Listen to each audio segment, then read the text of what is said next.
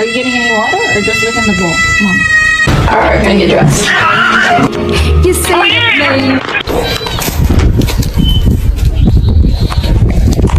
That's my boy.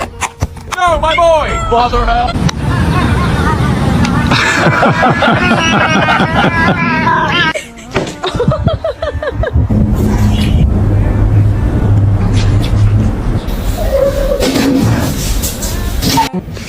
Flop down.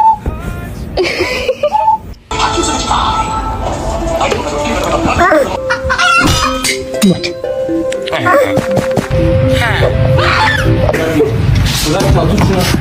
Tut, tut. Kızım tut ha. Kuya, kuya.